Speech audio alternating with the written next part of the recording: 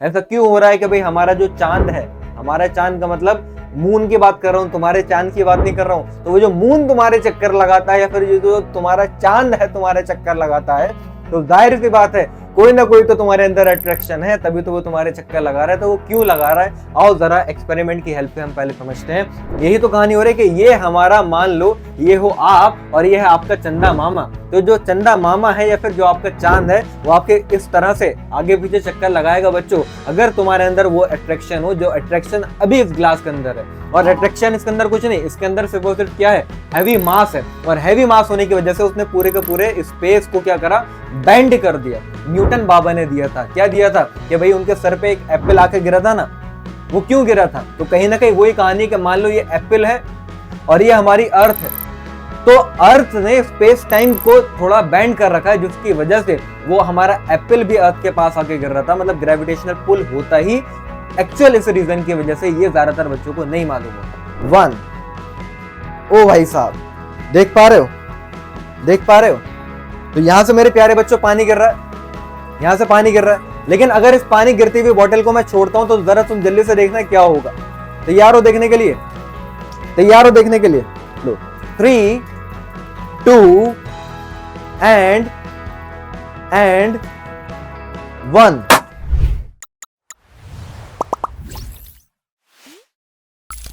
तो hello my dear unstoppables, welcome back to Vedantu JEE made channel. दोस्तों I am Abdul Samad Khan, आपका प्यारा एएसके सर, और बंदा हाजिर हो चुका है एक धमाकेदार ब्रिज सेशन के साथ ऑफ ग्रेविटेशन चैप्टर। मेरे प्यारे बच्चों, आज हम ग्रेविटेशन के बारे में जितनी भी बातें बेसिक्स हैं, जो तुम्हें 10th से जब तुम 11th क्लास में आ रहे हो तो तुम्हें मालूम होनी चाहिए, 11th क्लास की शुरुआत करने से पहले, वो हम सारी की सारी बातें कवर करने वाले हैं। वो काफी सारे हम इंटरेस्टिंग एक्सपेरिमेंट भी करेंगे, जिसको देख के तुम्हें एक्चुअल में फील आएगी कि वाकई में हमारा जो यूनिवर्स है वो किस तरह काम करता है, ग्रेविटेशनल फोर्स आती कहां से, ये हम सारी बातें करेंगे। और वेटलेसनेस क्या होता है, स्पेस में जाके आप कैसा महसूस करते हैं, वो सारी की सारी बातें मैं आज के सेशन में तुमको लाइव तुम्हारे सामने मैं एक्सपेरिमेंट करके दिखाने वाला हूं। और साथ ही में हम बेसिक से पढ़ेंगे, और बेसिक से पढ़ते पढ़ते इस लेवल तक का, सिर्फ और सिर्फ मैं कोई 11th क्लास का ग्रेविटेशन चैप्टर नहीं पढ़ा रहा हूं, मैं तो 9-10 के अंदर जो भी तुमने ग्रेविटेशन को थोड़ी बहुत भी बातें पढ़ी हैं, जो तुम्हें 11-12 में आने से पहले मालूम होनी चाहिए, वो बढ़िया से रिवाइज कराने वाला हूं। लेकिन उतनी बातों से भी ये बात श्योर है बच्चों, जो अभी लास्ट ईयर में आए हुए जेईई मेंस में इस चैप्टर से पीवाईक्यूज हैं, वो तक तुम सॉल्व कर जाओगे और तुम्हें इस चीज का अंदाजा भी नहीं होगा कि उस लेवल तक के भी क्वेश्चन हमने सॉल्व कर लिए। बेसिक्स हम जानने वाले हैं, बहुत ज्यादा मजा आने वाला है। तो फटाफट भैया चैनल को सब्सक्राइब कर लो, और पूरा सेशन तुमको मेरे साथ लगाना है, तो मजा आएगा तुमको पढ़ने में। ये हमारा टेलीग्राम चैनल है, इसको भी आप ज्वाइन कर लो। इसके ऊपर सेशन के पीडीएफ, और व्हाट्सएप चैनल, इस पर भी सेशन की पीडीएफ और अपकमिंग जो भी इंफॉर्मेशन होती है वो आती रहती है। अच्छा, सेशन के स्टार्ट करने से पहले बच्चों एक बात बस मैं तुमको यहाँ पर बताना चाहूंगा कि हमारे जितने भी वेदांतु के लर्निंग सेंटर हैं वो आपके नियर बाय सिटीज के अंदर लगातार खुलते जा रहे हैं। तो अगर किसी को भाई एडमिशन के लिए क्वेरी वगैरह कुछ हो या फिर चेकआउट करना चाहो, तो ये सारी की सारी सिटीज हैं और बाकी बढ़ती जा रही हैं। इन सारी सिटीज के अंदर वेदांतु के लर्निंग सेंटर है, तो डिस्क्रिप्शन बॉक्स में जाकर आप चेकआउट कर सकते हो।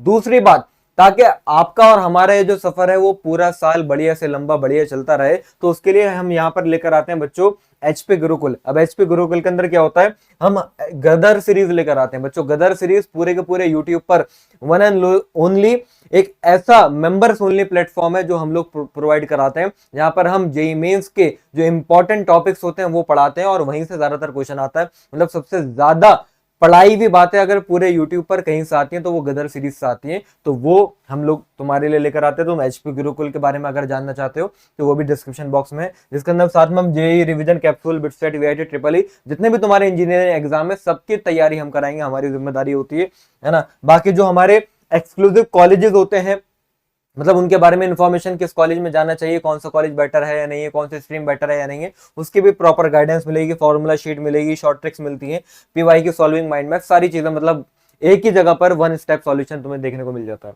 ठीक है, तो फिलहाल अब हम शुरुआत करने वाले हैं भाई क्लास 10 से। जो तुम्हारा क्लास 11 का सफर हो रहा है, इसकी शुरुआत बहुत बढ़िया तरीके से होनी चाहिए। तो ये जो हमारा, मैं बार बार ये आपको बता रहा हूं, आई होप अगर आपने मेरे पुराने वाले ब्रिज सेशन नहीं देखे तो वो भी जरूर देख लीजिएगा। मैंने मोशन, लॉज ऑफ मोशन, है ना, और साथ में मैंने वर्क, एनर्जी, पावर, ये सब ऑलरेडी करा चुका हूं। और अगर मैं बार बार कह रहा हूं कि 10th क्लास से भैया तुम जाने वाले हो 11th क्लास में, तो भाई अगर 10 से 11 में डायरेक्ट जंप करोगे तो भाई गिरने के बहुत बुरे चांसेस है, मुंह के बल गिरोगे। तो आपको चाहिए एक ऐसा रास्ता जो आराम से तुमको ये सफर पार करा दे। तो भैया ये जो आज का सेशन है ये एक ब्रिज का काम करेगा कि तुम आराम से ठुमकते हुए, है ना, 10 क्लास से 11 क्लास में मजे मजे में चले जाओ और तुम्हें घबराहट भी महसूस ना हो।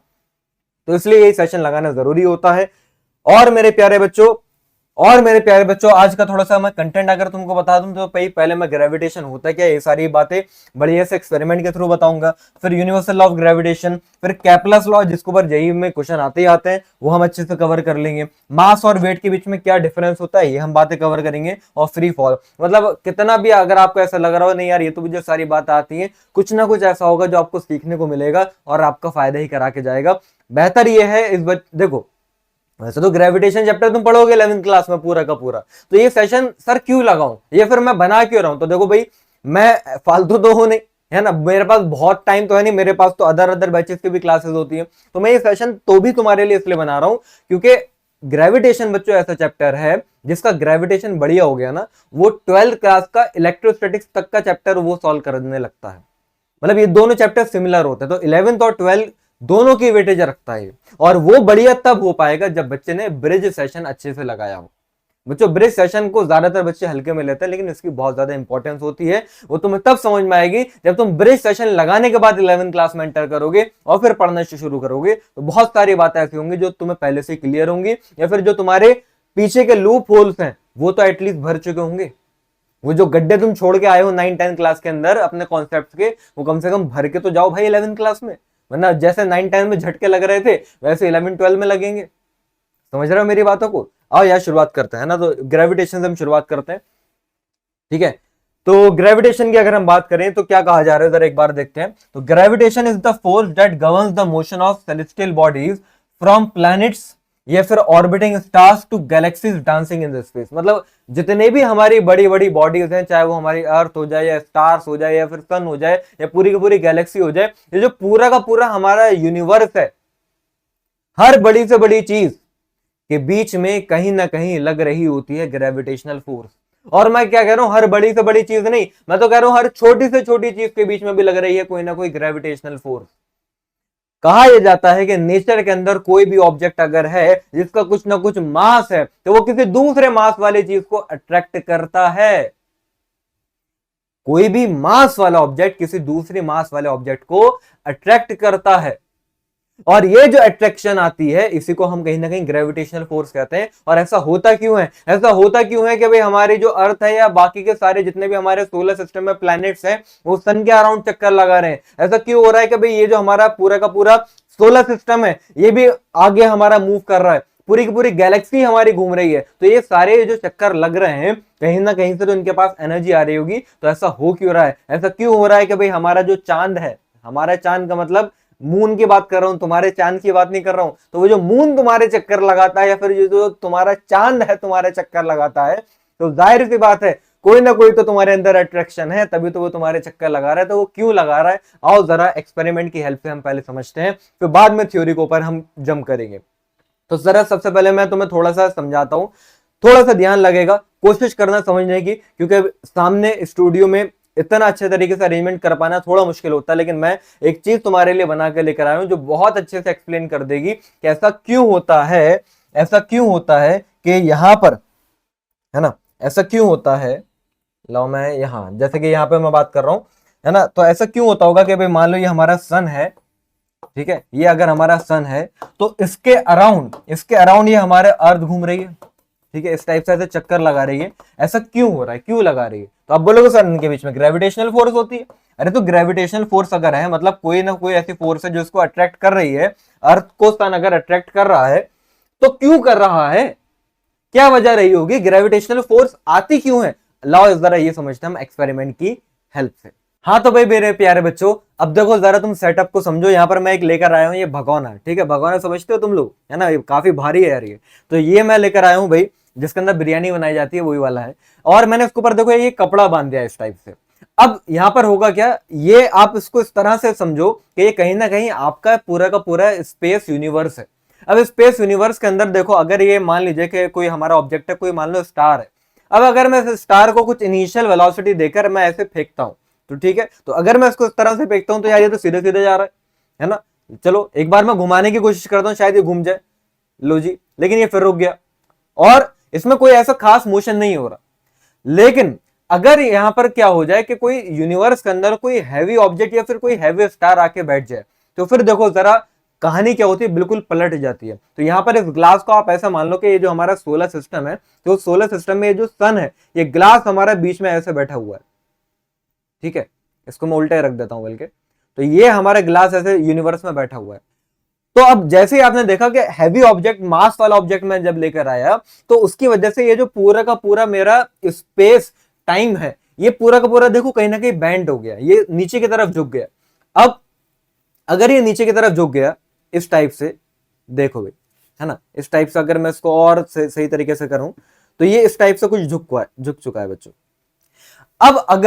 अब अगर मैं कोई स्टार लेकर आऊं, है ना, अब मान लो मैं कोई भी ऑब्जेक्ट लेकर आऊं, तो जैसे कि मैंने पहले उसको फेंका था, अब मैं दोबारा से फेंक कर देखता हूं, और अब देखो इस बार इसका मोशन कैसे होने वाला है, और तुम्हें समझ में आएगा कि यूनिवर्स के अंदर, अरे ये क्या हुआ, ये क्या हुआ, ये तो हमारे स्टार, हमारा चंदा मामा हमसे दूर चला गया, लगता नाराज है। आओ जरा एक बार और करते हैं, मुझे और ज्यादा मास लाना पड़ेगा, तो मैंने इसको थोड़ा सा और ज्यादा बेंड करा दिया है। एक्चुअल में ये इवनली डिस्ट्रीब्यूटेड है, इसलिए मैंने साइड से इसको एक वायर के थ्रू बांध रखा है। चलो अब जरा एक बार और ट्राई करते हैं। अगर मैंने इसको यहां से देखो कुछ इनिशियल वेलोसिटी देके छोड़ा, तो मैं तो भाई इसको स्ट्रेट पाथ में ना वेलोसिटी स्ट्रेट लाइन में देना चाह रहा हूं, लेकिन अब देखो इसका मोशन कैसे होगा, ठीक है, क्या बात है, क्या बात है, देखो देखा तुमने, देखा, तो ये इसके अराउंड घूमा नहीं घूमा, तो सेम यही तो कहानी हो रही है हमारी, यही तो कहानी हो रही है कि ये हमारा, मान लो ये हो आप और ये है आपका चंदा मामा, तो जो चंदा मामा है या फिर जो आपका चांद है, वो आपके इस तरह से आगे पीछे चक्कर लगाएगा बच्चों, अगर तुम्हारे अंदर वो अट्रैक्शन हो, जो अट्रैक्शन अभी इस ग्लास के अंदर है। और अट्रैक्शन इसके अंदर कुछ नहीं, इसके अंदर सिर्फ और सिर्फ क्या है, हैवी मास है, और हैवी मास होने की वजह से उसने पूरे के पूरे स्पेस को क्या करा, बेंड कर दिया। तो कोई भी ऑब्जेक्ट देखो सोलर सिस्टम में चीज इस तरह से तो काम करती है, देखो इस टाइप से तो घूमती है, तो इस टाइप से हमारे इसके अराउंड घूमना शुरू कर देगा।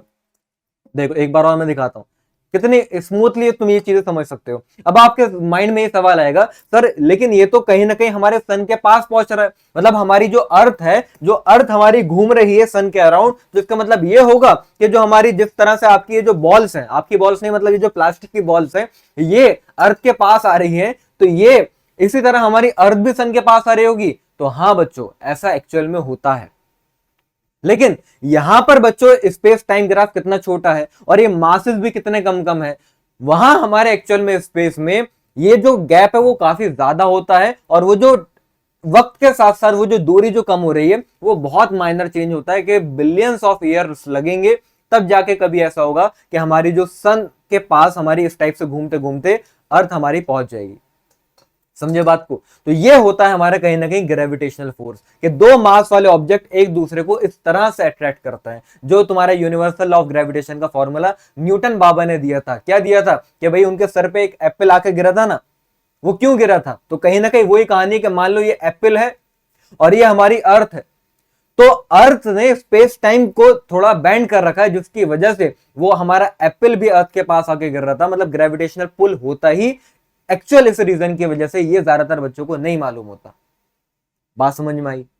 और जरा मैं तुमको अब एक एक्सपेरिमेंट और कराता हूं, जहां पर तुम फील करोगे कि वेटलेसनेस कैसे काम करता है बच्चों। अब देखो दूसरे एक्सपेरिमेंट में देखो मैं लेकर आ चुका हूं ये कि वाटर बॉटल। अब देखो पानी की सिंपल बॉटल है ना, और इसके अंदर पानी भरा हुआ है। अब एक चीज जरा तुमको ये समझनी है कि अब मैं आपको वो चीज समझाने जा रहा हूं कि जब कोई भी हमारे एस्ट्रोनॉट वगैरह स्पेस में जाते हैं, तो स्पेस में जाने के बाद वो वेटलेसनेस कैसे महसूस करते हैं, या फिर वो हवा में क्यों उड़ते रहते हैं। तो वही चीज मैं तुमको यहाँ पर समझाने वाला हूँ। इसको तुम इस तरह से भी समझ सकते हो कि वैसे कभी तुम्हारे साथ होना तो नहीं चाहिए, क्योंकि वो चीज फील करने के बाद तुम किसी को बता नहीं पाओगे, कि अगर मान लो तुम लिफ्ट में कभी हो और लिफ्ट में तुम काफी मान लो 10th फ्लोर पर हो और एकदम से लिफ्ट का केबल टूट जाए, तो क्या होगा, तुम्हारे पैर भी हवा में उठने लगेंगे, क्योंकि लिफ्ट और आप दोनों ही एक्सेलरेशन ड्यू टू ग्रेविटी से, दोनों ही सेम एक्सेलरेशन से नीचे की तरफ गिरोगे। जब आप दोनों ही सेम एक्सेलरेशन से नीचे की तरफ गिरोगे, तो आपका जो रिलेटिव एक्सेलरेशन है वो तो जीरो हो जाएगा, तो आपको वेटलेसनेस महसूस होगा, आपको ऐसा लगेगा कि आप हवा में उड़ रहे हो। ठीक है, और वाकई में ही थोड़ी देर के बाद हवा में उड़ने वाले हो। तो वही चीज मैं तुमको यहाँ पर समझाने वाला हूँ कि जैसे आप ऐसा ट्रीट करो कि ये जो हमारा बॉटल है, ये बॉटल कहीं ना कहीं वो स्पेस है जिसमें एस्ट्रोनॉट जाते हैं, और पानी ये अंदर का मटेरियल है जो उस हमारे स्पेस क्राफ्ट के अंदर होता है। तो देखो, अगर मैं क्या करता हूं, है ना, अगर मैं कुछ इस तरह से करूं, अगर देखो मैंने इस बॉटल के अंदर क्या कर रखा है, मैं तुम्हें अगर दिखाऊं तो मैं दिख पा रहा हूं, तो मैंने इस बॉटल के अंदर देखो एक होल कर रखा है, यहां पर दिख पा रहा है आपको, यहां पर मैंने एक होल कर रखा है। तो अब वो जो मैंने होल कर रखा है मेरे प्यारे बच्चों, अगर मैं यहां से देखो कैप खोल देता हूं, तो अभी देखो पानी बाहर नहीं आ रहा है, क्योंकि अभी वही वाली बात है, अंदर वैक्यूम क्रिएट हो गई होगी, तो पानी को बाहर नहीं आने दे रही होगी। जैसे मैं कैप खोलूंगा इसमें से पानी बाहर आने लगेगा। लेकिन अगर जब वो पानी बाहर आ रहा होगा, तो देखो मैं कुछ ऐसा करूंगा कि तुमको इस वीडियो को स्लो करके देखना है, तो तुम्हें मजा आएगा देखने में। तैयार हो? थोड़ा यहां पर फिर से पानी पानी होने वाला है, और बहुत जल्दी मैं तुमको करके दिखाऊंगा। ऐसा करता हूं, मैं इसको थोड़ा सा जूम आउट कर देता हूं ताकि तुम्हें बड़ी स्क्रीन पे बढ़िया से दिख पाए। देखो भाई, है ना, अब तुम्हें मजा आने वाला है। तो यहां पर मैंने क्या करा, यहां पर अगर मैं इस बॉटल को देखो छोड़ता हूं, तो लेट्स सी क्या होता है। तैयार हो? यार सब तरफ पानी पानी ना हो जाए। चलो 3, 2 एंड 1। ओ भाई साहब, देख पा रहे हो? देख पा रहे हो? तो यहां से मेरे प्यारे बच्चों पानी गिर रहा है, यहां से पानी गिर रहा है। लेकिन अगर इस पानी गिरती हुई बॉटल को मैं छोड़ता हूं, तो जरा तुम जल्दी से देखना क्या होगा। तैयार हो देखने के लिए? तैयार हो देखने के लिए? लो 3, 2 एंड 1। ओ भाई साहब, अब ये तुमको स्लो मोशन में करके देखना है, देखो क्या हुआ होगा।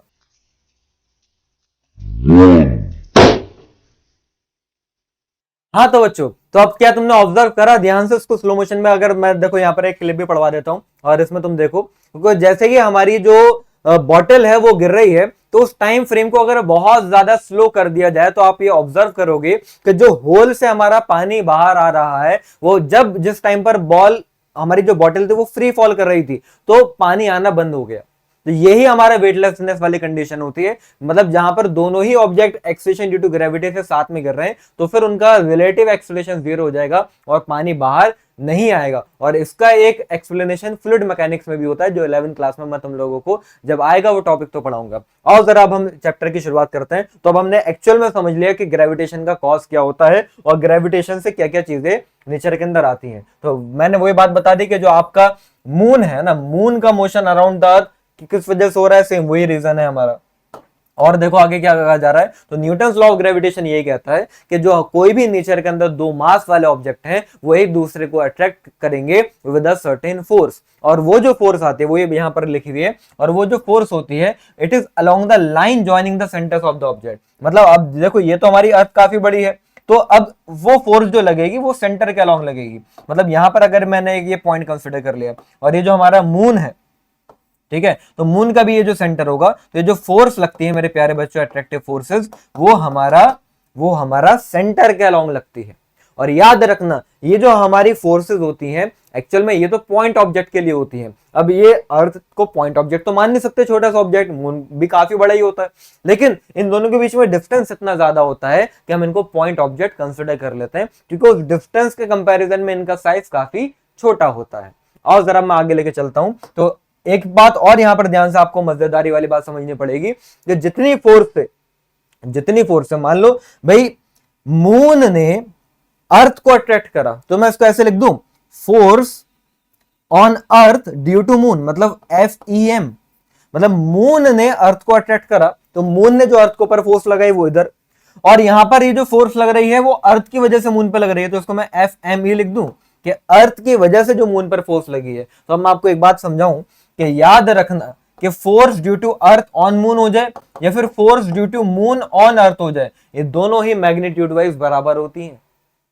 अरे इसको छोड़ो, मैं अपनी बात करता हूं या फिर मैं आपकी बात करता हूं, तो आपका जो भी मास है ना, आपका मास तो मान लो कितना होगा, बहुत 100 किलो का होगा, तुम इससे ज्यादा तो होगे नहीं, तो 100 kg का आपका मास, लेकिन अर्थ का मास तो बहुत ज्यादा है। लेकिन ध्यान रखना कि जितनी ताकत से अर्थ आपको अपनी तरफ खींच रही है, अरे आप भी अर्थ को उतनी ही फोर्स से अपनी तरफ खींचते हो। हल्के में मतलब अपने आप को 100 किलो का वजन करके बैठे तो हल्के में तुम, जाहिर सी बात है वैसे भी कहां से हो जाओगे, है ना। अब बोलोगे अरे सर आप बॉडी शेमिंग कर रहे हो सर, है ना सर, आप ओबीज लोगों के खिलाफ बोल रहे हो सर, हम आपके खिलाफ मोर्चा उठाएंगे। अरे तो भाई फिट रहो ना, मैं भी तो फिट रहने की कोशिश कर रहा हूँ। है डोला डोला तुमने ऑब्जर्व नहीं करा मेरा? डोले में कुछ फर्क आ रहा नहीं आ रहा है? ठीक है, 16 का डोला करने वाला हूं मैं अब। चलो फिलहाल तो हमारा अर्थ और मून दोनों एक दूसरे के ऊपर इक्वल फोर्स लगाती है। इसका मतलब क्या हो गया, अगर मैं पेन की भी बात करता हूं तो अगर मैं इस पेन को छोड़ता हूं मेरे प्यारे बच्चे, तो जितनी फोर्स से अर्थ इस पेन को अपनी तरफ बुला रही होगी, उतनी ही शिद्दत से ये पेन भी अर्थ को अपनी तरफ बुला रहा होगा। तो सर ऐसा क्यों नहीं होता कि पेन नीचे जा रहा है तो अर्थ ऊपर क्यों नहीं आ रही? अगर बराबर फोर्स है तो, अगर पेन नीचे जा रहा है तो अर्थ ऊपर क्यों नहीं आ रही? ये बहुत अच्छा क्वेश्चन है। और जरा मैं तुम्हें इसका भी आंसर देता हूं। तो हमें यह बात मालूम होनी चाहिए कि फोर्स का फॉर्मूला क्या होता है, मास इंटू एक्सेलरेशन होता है। अब फोर्स बराबर है, अब फोर्स अगर बराबर है तो हमने ये देखा कि पेन का मास बहुत कम है, तो पेन का एक्सेलरेशन काफी ज्यादा होगा, अगर मैं पेन की बात कर रहा हूं। लेकिन अगर मैं अर्थ की बात करता हूं तो अर्थ पर मेरे प्यारे बच्चे फोर्स तो बराबर है, लेकिन अर्थ का मास बहुत ज्यादा है। मास इतना ज्यादा है तो एक्सेलरेशन बहुत कम होगा, तभी तो ये प्रोडक्ट कांस्टेंट आएगा। तो इस वजह से पेन जिस एक्सेलरेशन से नीचे जा रहा है, अर्थ उस एक्सेलरेशन से ऊपर नहीं आती भी तुम्हें दिखेगी, लेकिन आती है एक्चुअल में आती है। अगर मैंने पेन को नीचे छोड़ा तो अर्थ भी ऊपर आ रही होगी, लेकिन पेन अगर 9.8 एक्सेलरेशन से नीचे जा रहा है तो अर्थ 0.00000000000 जितने जीरो लगाने लगा लो, उसके बाद कोई डिजिट आएगी, लगभग नेग्लिजिबल एक्सेलरेशन से ऊपर आएगी, तो वो हमें फील नहीं होगा, और वो नेग्लिजिबल मतलब जीरो ही होता है। लेकिन हां अगर ऐसा हो कि अर्थ के कंपेरेबल मास का कोई ऑब्जेक्ट अर्थ के ऊपर गिरे, तो भाई ये बात तय है कि अर्थ भी ऊपर जाएगी अगर वो ऑब्जेक्ट नीचे आ रहा है अर्थ की तरफ। समझे बात को? ये बात तुम्हें समझनी पड़ेगी। और क्या कहा जा रहा है, तो यहां पर मैंने बताया कि दो बॉडीज हैं, अगर ए और बी, अगर ये दोनों एक दूसरे से, इन दोनों का मास अगर m1 m2 है और एक दूसरे से r डिस्टेंस पर है, तो ये तो तुम पढ़ के आए होगे कि जो ग्रेविटेशनल फोर्स होती है वो दोनों के प्रोडक्ट के डायरेक्टली प्रोपोर्शनल होती है, और दोनों के जो डिस्टेंस का स्क्वायर है उसके इनवर्सली प्रोपोर्शनल होती है। तो अगर मैं इन दोनों बातों को कंबाइन करूं, ये क्वेश्चन 1 और ये क्वेश्चन 2, दोनों को अगर मैंने कंबाइन करा तो फोर्स प्रोपोर्शनल आ रही है m1 m2 bye r square की। और अगर प्रोपोर्शनलिटी का साइन हटाएंगे तो कांस्टेंट आता है, यहां पर कांस्टेंट हमारा कैपिटल जी होता है, तो formula G m1 m2 by are square हो जाएगा। और यहां पर ये जो जी होता है मेरे प्यारे बच्चों, जी होता है क्या क्या, जी का मतलब क्या होता भैया? जी का मतलब वो नहीं होता जो तुम इंस्टाग्राम पे सुनते हो, जी का मतलब होता है यूनिवर्सल ग्रेविटेशनल। ठीक है, लिखते रहना, यूनिवर्सल ग्रेविटेशनल कांस्टेंट होता है मेरे प्यारे बच्चों, और इसकी वैल्यू 6.67 इंटू 10 की पावर -11 न्यूटन मीटर स्क्वायर पर किलोग्राम स्क्वायर होती है। ठीक है, और ये पूरे का पूरे नेचर में तुम कहीं पर भी चले जाओ कांस्टेंट ही रहेगी, चेंज कभी भी नहीं होती है। मतलब अगर इन दोनों ऑब्जेक्ट के बीच में अगर वाटर भी आ जाए, या इन दोनों ऑब्जेक्ट के बीच में मैं कोई सा भी मीडियम लेकर आ जाऊं, ग्रेविटेशनल यूनिवर्सल ग्रेविटेशनल कांस्टेंट है, हर जगह कांस्टेंट है, तो इसकी वैल्यू चेंज नहीं होगी। मतलब दो ऑब्जेक्ट अगर एक दूसरे के ऊपर ग्रेविटेशनल फोर्स हवा में जितनी लगा रहे हैं, अगर उन दोनों ऑब्जेक्ट को मैंने पानी में डाल दिया तो एक दूसरे के ऊपर ग्रेविटेशनल फोर्स सेम ही लगाएंगे, कोई चेंज नहीं आता। इतनी बात हमने यहां से सीख ली, ये सारी बातें मैंने आपको बता दी हैं। और जरा कुछ क्वेश्चन करते हैं, कुछ बेसिक बातें, जैसे कि सबसे पहले इसमें क्या बोला जा रहा है कि as observed from the earth, है ना। अब जरा ध्यान से सुनना, ऑब्जर्व्ड फ्रॉम द अर्थ मतलब तुम अर्थ पे रह के देख रहे हो किसी चीज को, क्या देख रहे हो कि sun appears to move in an approximate circular path. अब यार ये क्या बात हुई सर, अभी तो आप कह रहे थे कि अर्थ चक्कर लगाती है सन के, और आप ये कह रहे हो कि सन अर्थ के चक्कर लगा रहा होगा, मतलब ये क्या बात हो गई सर, ये क्या बात हो गई? मतलब ये तो वही वाली बात हो गई कि एक जमाने में कैटरीना सलमान खान के चक्कर लगा रही थी, आज सलमान खान कैटरीना के चक्कर लगाने लगा, ये क्या बात हो रही है सर? ये तो पंगा समझ में नहीं आ रहा। तो बच्चों ऐसा ही होता है, फ्रेम ऑफ रेफरेंस का ही तो खेल है। हर इंसान को ये लगता है कि ये जो पूरी की पूरी दुनिया है मेरे इर्द गिर्द तो है, ये जो भी चीजें हो रही है ना, मेन हीरो हर इंसान अपने आप को तो मानता है अपनी नजरों में। तो वही वाली बात है कि अभी क्या है, ये अगर सन है और ये अगर हमारी अर्थ है, बाहर से देखोगे तो अर्थ घूमती हुई दिखाई देगी सन के अराउंड, लेकिन अगर तुम अर्थ पर ही हो तो यार अर्थ पे रह के तुम्हें सन ऐसे इधर से निकल के उधर डूबता हुआ नहीं दिखता, तो तुम्हारे लिए सन घूम रहा है, तुम्हारे लिए सन घूम रहा है क्योंकि तुम अभी अर्थ पर हो। लेकिन हकीकत मालूम होनी चाहिए हमें, ठीक है, कि भाई कटरीना को ऐसा नहीं लगना चाहिए कि सल्लू भाई चक्कर लगा रहे थे, वो अपने रेफरेंस से देख रही है, एक्चुअल में तो चक्कर कोई और लगा रहा है। चक्कर चक्कर समझ रहे हो दया, वही वाली कहानी है। चलो आओ, तो अब क्वेश्चन में आगे क्या कहा जा रहा है, तो for the motion of another planet like mercury. अब यहां पर बीच में कोई मरकरी भी आ गया भाई, जहां पर है ना, ये तो वही वाला प्लैनेट है भाई, वही वाला एलोन मस्क है ना एलोन मस्क ने जहां पर जमीन खरीद रखी है फिलहाल, तो मरकरी, अरे मरकरी वो तो मार्स है यार, क्या बोल रहा हूं मैं, सॉरी मेरे दिमाग में मार्स घूम रहा है ना भाई। मरकरी पे किसी के बस की बात नहीं है जमीन खरीदना।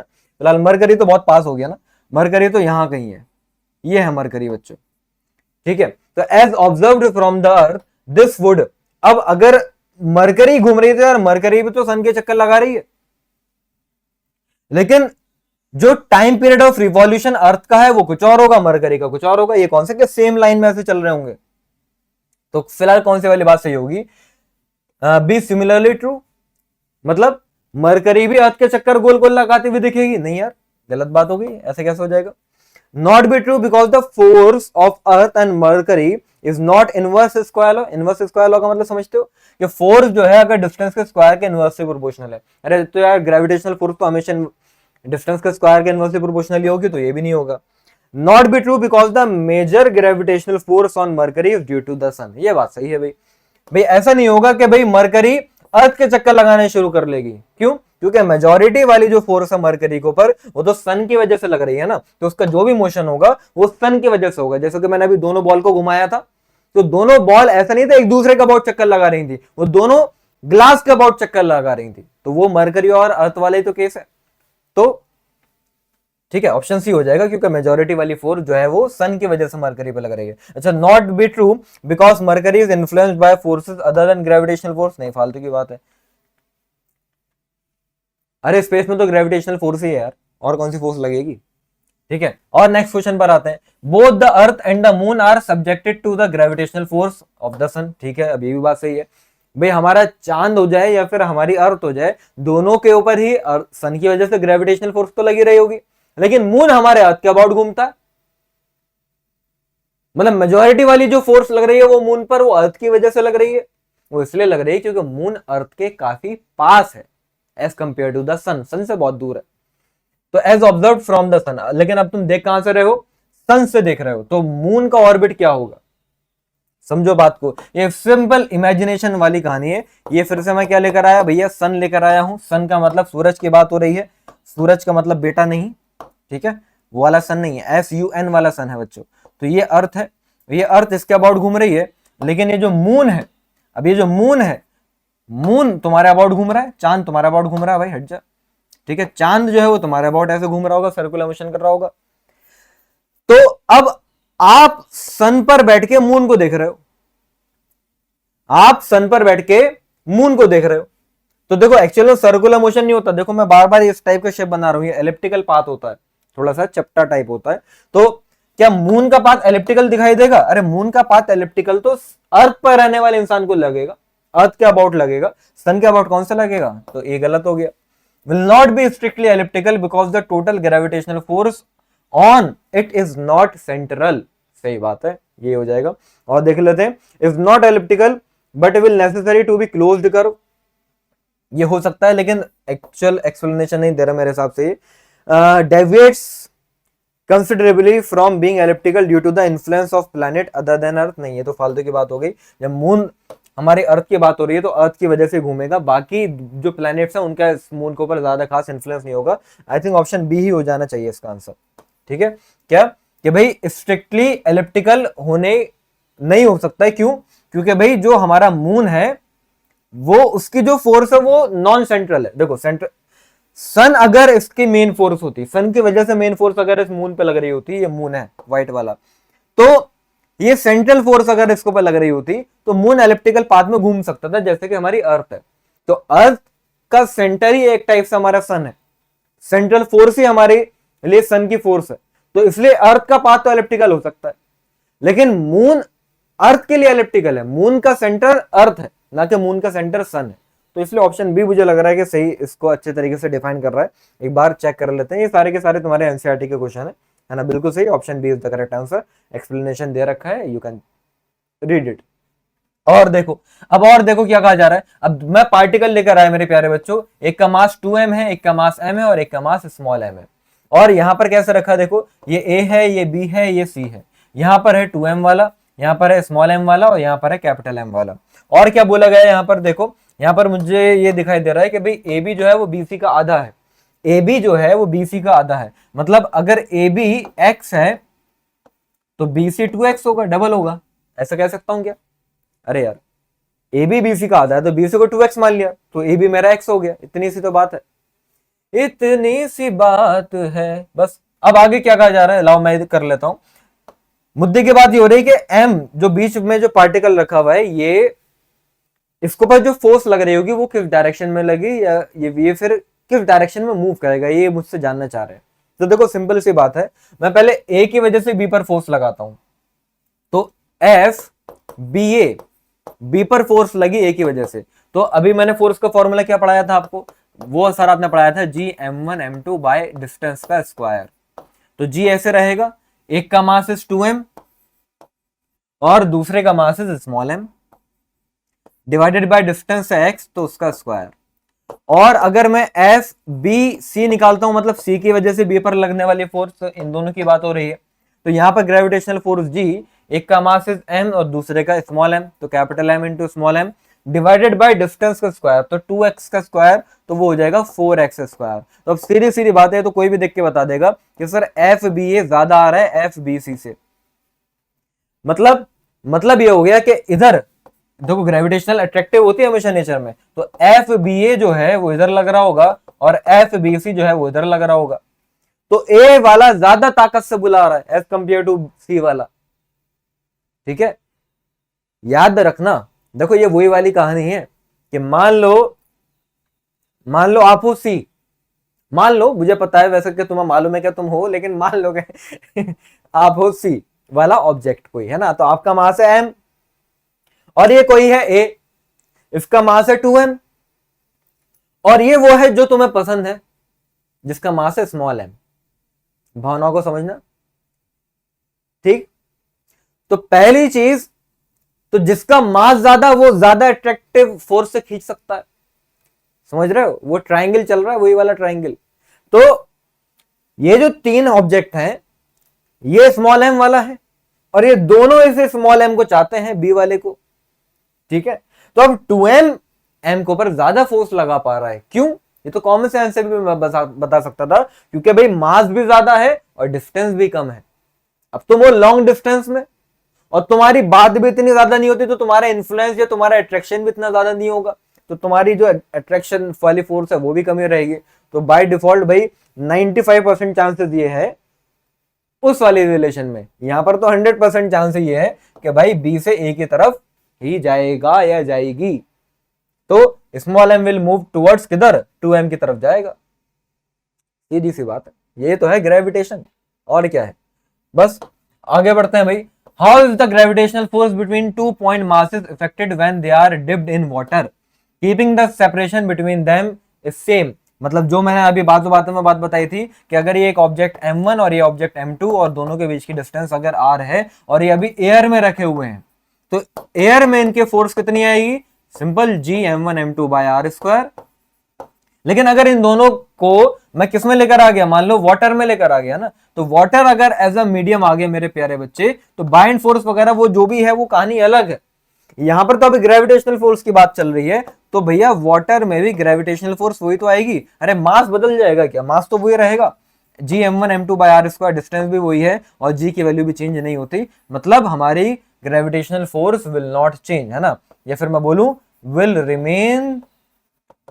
रिमेन सेम, मतलब सेम ही रहेगी भाई। ओके सर, आगे चले। और देखो क्या कहा जा रहा है, अब टू आइडेंटिकल हैवी स्फीयर, दो भारी बारी में हैवी स्फीयर लेकर आया, और क्या कहा जा रहा है, उन दोनों के बीच में जो डिस्टेंस है वो उनकी रेडियस का 10 टाइम्स है। मतलब लाओ स्फीयर लेकर आ जाते हैं, तो ये मैं एक स्फीयर लेकर आया, ये एक और मैं स्फीयर लेकर आया।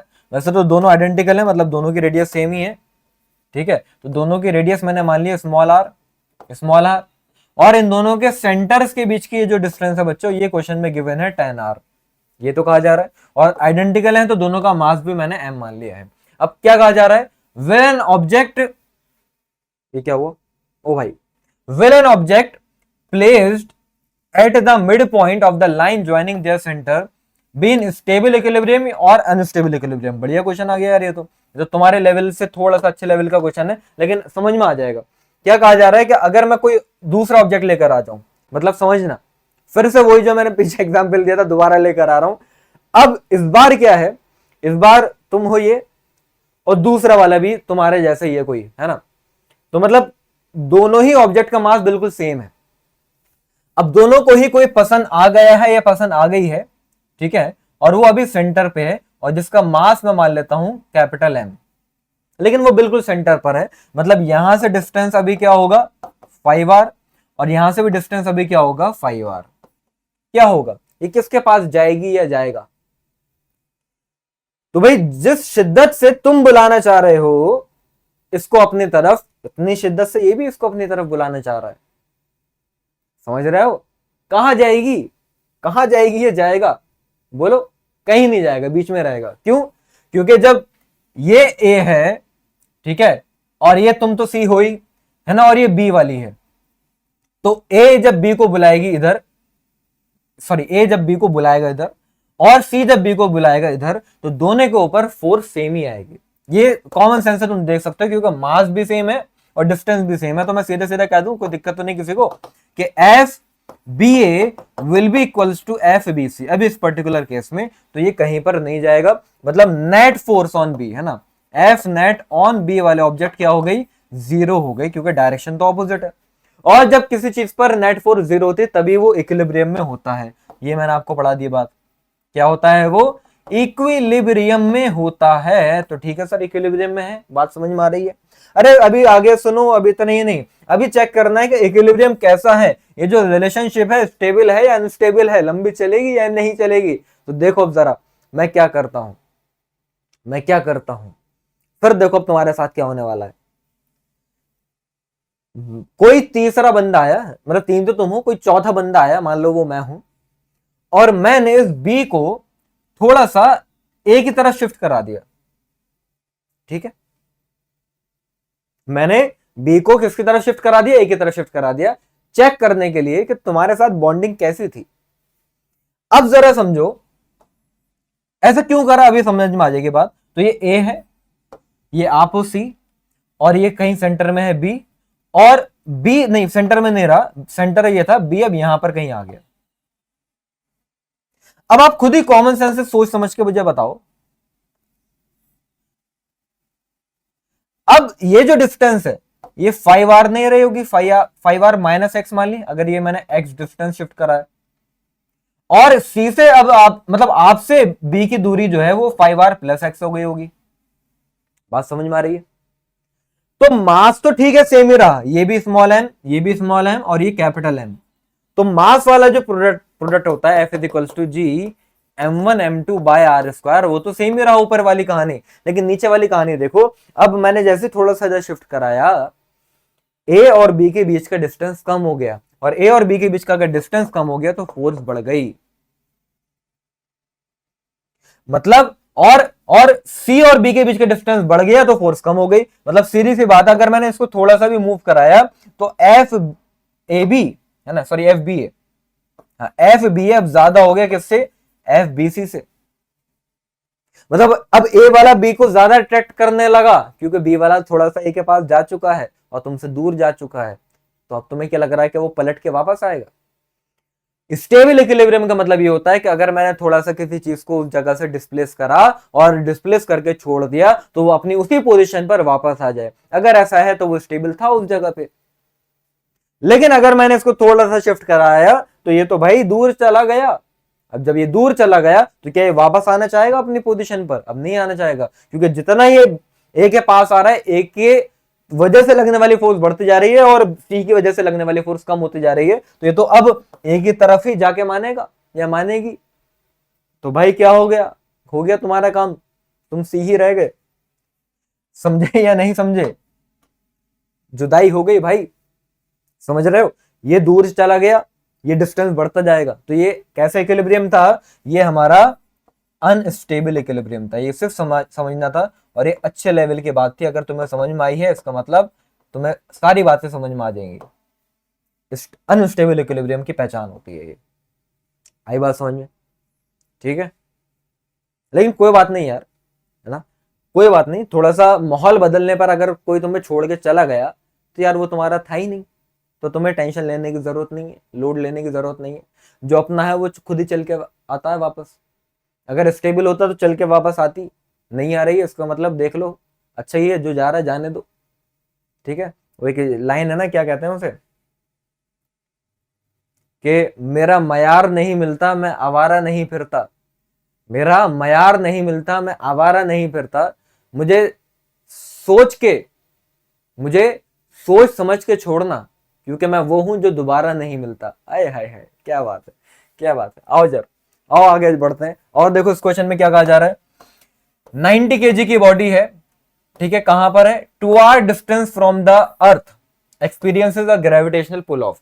देखो भाई, अगर ये हमारी अर्थ है, तो अगर तुम अर्थ पे थे, ठीक है, 90 किलो को हो गए भाई, कुछ करो अपना, तो 90 kg के भयानक आदमी हो तुम, ठीक है, भारी भरकम आदमी हो, और अभी अर्थ के सरफेस पर हो, तो तुम्हारा वेट क्या होगा, है ना, weight at surface. Weight at surface, तो वेट का फॉर्मूला mg भी होता है वैसे तो। अब g की वैल्यू 9.8 या 10 होती है, अभी वैसे आगे जाके हम पढ़ेंगे, लेकिन आगे तो यहाँ पर यूज कर लेते हैं। तो 9 इंटू 10, तो ये आपका वेट कितना आ रहा है यार? 900 न्यूटन आ रहा है। अब अगर कहां ले गए आप? At 2 our distance from the surface, मतलब यहां कहीं, ये अर्थ की रेडियस है r, यहां से कितना ऊपर? यहां से 2 आवर डिस्टेंस ऊपर, मतलब टोटल अर्थ के सेंटर से 3 आवर डिस्टेंस पे तुम चले गए। पहले अर्थ के यहां पर जब सरफेस पर थे तो r दूरी पर थे, सेंटर से हमेशा डिस्टेंस सेंटर से लेते हैं, और अब यहां पर अगर आप पहुंच गए तो आप 3 आवर दूरी पर पहुंच गए। तो अब वेट क्या होगा? तो वेट या ग्रेविटेशनल फोर्स, बात तो सेम ही है, वेट भी फोर्स ही होती है। तो मैंने अभी आपको क्या पढ़ाया था? फोर्स कहीं ना कहीं डिस्टेंस के स्क्वायर के इनवर्सली प्रोपोर्शनल है। तो मैं क्या बोलता हूं कि पहले जो मेरा वेट ये W1 आ रहा है 900 न्यूटन, ये कब आ रहा है? जब मेरा ये जो डिस्टेंस है R1 वो R के बराबर है। अब वेट क्या आएगा वो मुझे निकालना है, और अब मेरा जो डिस्टेंस है वो 3R हो गया भाई। R प्लस R, सेंटर से लेते हैं, बार बार बता रहा हूं, तो 3R हो गया। बस लगा दें, इनवर्सली प्रोपोर्शनल है। तो देखो ये इनवर्सली प्रोपोर्शनल है, मैं इसको ऐसे लिख दूं, W2 बाय W1 अगर लिखना है तो इनवर्सली प्रोपोर्शनल है, तो वो क्या हो जाएगा? इन दोनों इक्वेशन को डिवाइड कर देते हैं यार, है ना, इनवर्सली प्रोपोर्शनल होता है तो ऐसा बना लेते हैं। तो W2 बाय W1 क्या हो जाएगा? ये R1 बाय R2 का होल स्क्वायर हो जाएगा, क्योंकि दोनों का स्क्वायर था। इतना तो समझ में आता होगा। तो W2 क्या हो जाएगा? W1 into R1 by R2 का होल स्क्वायर। तो W1 इज मेरे प्यारे बच्चे 900, R1 तुम्हारा डिस्टेंस R था, और R2 तुम्हारा डिस्टेंस 3R था, जो कि उसका स्क्वायर भी हो गया। तो ये 9 से डिवाइड होकर 100 न्यूटन आएगा। मतलब जब तुम 2R हाइट पर पहुंचोगे तो तुम्हारा वेट 100 न्यूटन का होगा। मास 90 kg रहेगा, मास में कोई चेंज नहीं आता, वेट में चेंज आता है, ठीक है। तो 100 न्यूटन का तुम्हारा मास, सॉरी, वेट रह जाएगा। बात समझ में आई? अरे यार ये तो मैंने देखा ही नहीं, ये भाई लास्ट ईयर 2024 का क्वेश्चन था, जो अभी हमने मजे मजे में सॉल्व कर लिया। और देखते हैं, the weight of a body on the surface of the earth is कितना? 100 न्यूटन, ठीक है। Weight of the body on the surface of the earth 100 Newton है सरफेस पर। मुझे बताओ अगर मैं कितनी हाइट पर ले गया, कितनी हाइट पर ले गया? 1/4 height of the radius of the अर्थ पर ले गया। सेम क्वेश्चन देख रहे हो, 24 में भी वही क्वेश्चन आया, 23 में भी वही क्वेश्चन आया। तो ग्रेविटेशन से कितने सिंपल क्वेश्चन आ रहे हैं। सेम कहानी दोबारा नहीं करा रहे, है ना, मतलब दोबारा वो लगा देते हैं। चलो कि W1 जो है वो R1 स्क्वायर के इनवर्सली प्रोपोर्शनल होगा, और W2 जो है वो R2 स्क्वायर के इनवर्सली प्रोपोर्शनल होगा। W1 मेरा 100 न्यूटन है, और R1 मेरा अगर R है, क्योंकि सरफेस पर है। W2 आपको निकालना है, और R2 आपका डिस्टेंस क्या है? 1/4 हाइट पर ले गए ना अर्थ की रेडियस के, मतलब R प्लस R बाय 4, तो ये हो जाएगा 5R बाय 4। बस लगा दूं दोबारा से, तो फिर से देखो, W2 by W1 will be equals to R1 by R2 का होल स्क्वायर।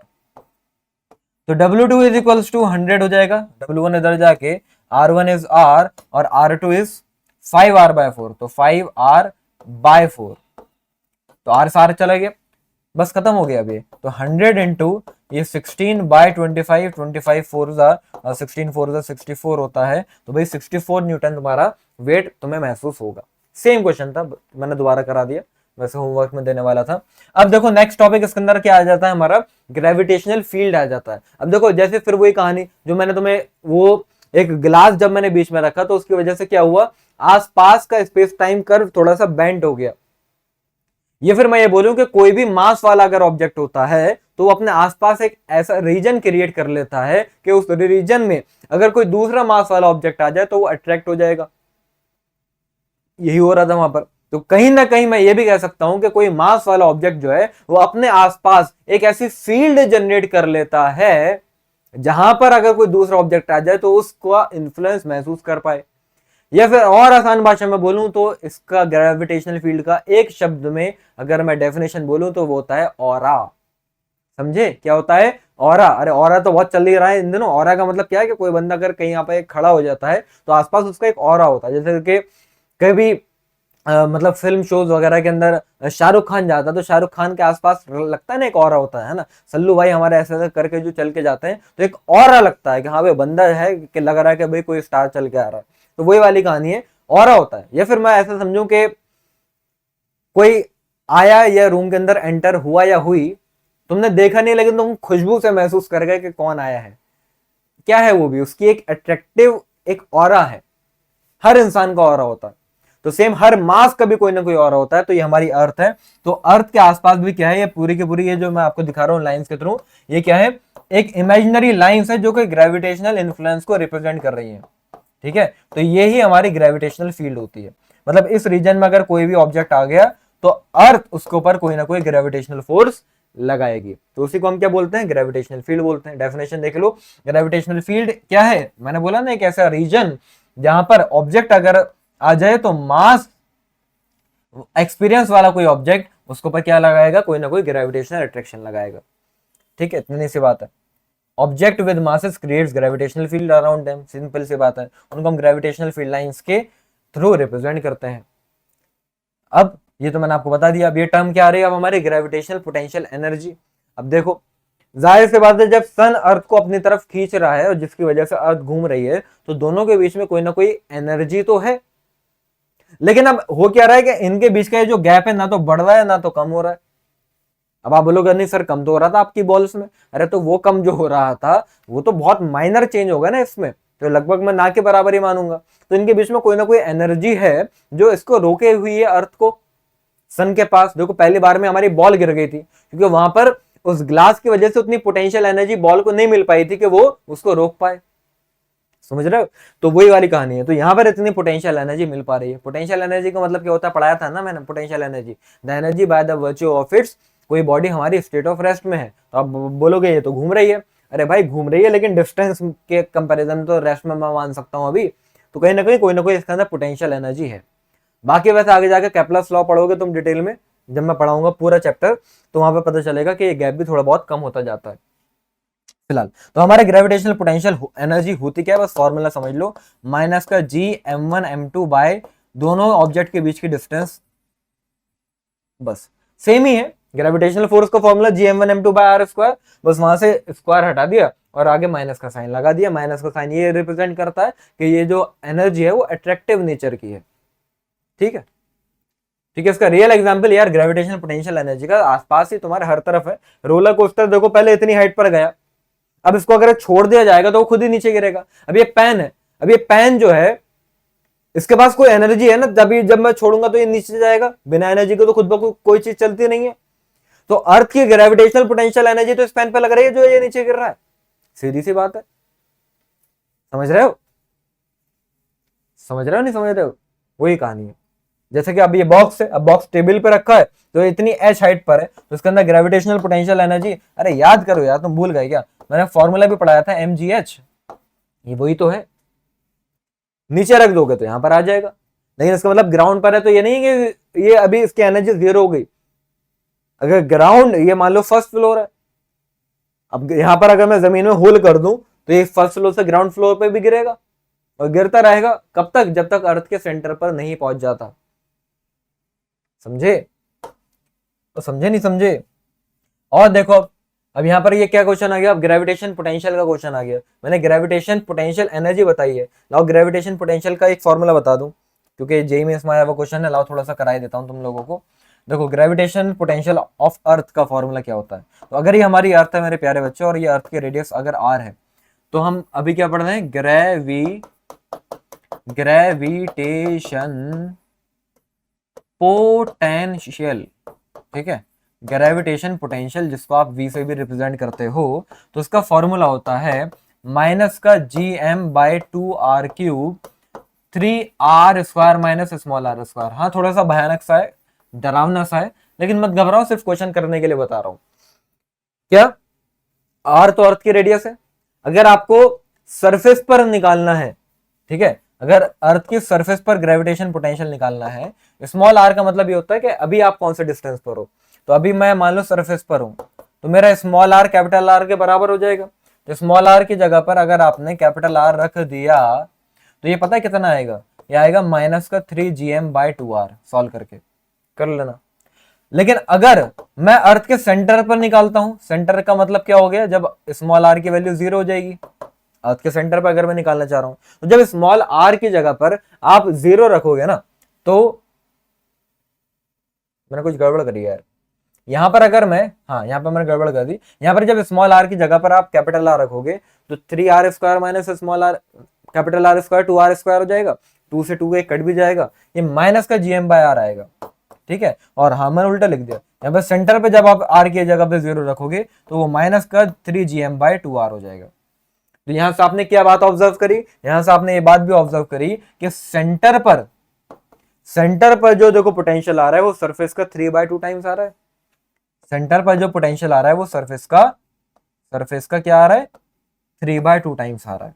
यही वो क्वेश्चन था जो अभी आपने पीछे देखा, ये जेईई मेंस में आया वो क्वेश्चन है कि अगर v हमारा अर्थ की सरफेस पर ग्रेविटेशन पोटेंशियल है, और अर्थ की हमारी यूनिफॉर्म डेंसिटी है, मान लो है ना, एक किसी स्फीयर की यूनिफॉर्म डेंसिटी है, तो उसकी ग्रेविटेशन पोटेंशियल बताओ उसके सेंटर पर। तो ये तो मैं ऑलरेडी करा चुका, अभी तो बताया कि सेंटर पर जो आता है वो क्या आता है, वो सरफेस का 3/2 टाइम्स होता है, मतलब 3v/2। That is option A is the correct answer. JEE में इसमें देखो आया हुआ ये क्वेश्चन था।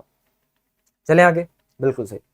और देख लो भी, सेंटर ऑफ ग्रेविटी क्या होता है, एक टॉपिक। तो सेंटर ऑफ ग्रेविटी का मतलब मैं ये मान सकता हूं कि पूरे के पूरे ऑब्जेक्ट का एक ऐसा पॉइंट जहां पर ये मैं कंसिडर कर सकता हूं कि उस पॉइंट से ग्रेविटेशनल फोर्स लग रही होगी। मतलब जैसे कि पूरी अर्थ तो है, लेकिन अगर अर्थ को मैं यूनिफॉर्म मास डिस्ट्रीब्यूशन मानता हूं, तो अर्थ का सेंटर जो बॉडी सेंटर होता है अंदर, तो वहां पर जो अर्थ का बॉडी सेंटर होता है, वहां पर जिसके अबाउट ग्रेविटेशनल फोर्स लग रही है, उसको हम क्या कहते हैं, सेंटर ऑफ ग्रेविटी, या फिर इसी को हम कहीं ना कहीं सेंटर ऑफ मास भी बोल देते हैं। सीधी सी बात है यार, है ना। अगर मैं कोई भी ऑब्जेक्ट लेकर आऊं, जैसे कि अगर यहाँ से ये मैंने ये रिमोट ले लिया, तो ठीक है, अब रिमोट इसका यूनिफॉर्मली मास डिस्ट्रीब्यूशन नहीं है, लेकिन हाँ कहीं ना कहीं इसका ऐसा तो पॉइंट होगा जिसके अबाउट मैं मान सकता हूँ कि सारा का सारा मास कॉन्सेंट्रेटेड है। तो ये है कहानी, देखो ठीक है, ये है कहानी। तो ये क्या हो गया, तो ये मेरे प्यारे बच्चों इसका सेंटर ऑफ ग्रेविटी हो गया। अरे रुक जा भाई, ठीक है, अब तो ये रुक के मानेगा। ठीक है, ये क्या हो गया बच्चों इसका, ये इसका सेंटर ऑफ ग्रेविटी हो गया। मतलब इसके अबाउट मैं दिखा सकता हूं कि वेट नीचे हमारा mg लग रहा होगा, ठीक है, इस टाइप से आपको दिखा रखा है। और देखो अब न्यूटन लॉ ऑफ ग्रेविटेशन के हमारे एप्लीकेशन क्या क्या होते हैं। तो भाई सबसे पहला ये हमारा estimation of masses of binary star. तो भाई इसकी हेल्प से हम कहीं ना कहीं हमारे स्टार्स के बीच में ग्रेविटेशनल फोर्स कितनी लग रही है, अगर ये पता चल गया तो हम ये पता भी लगा सकते हैं कि स्टार का मास कितना होगा।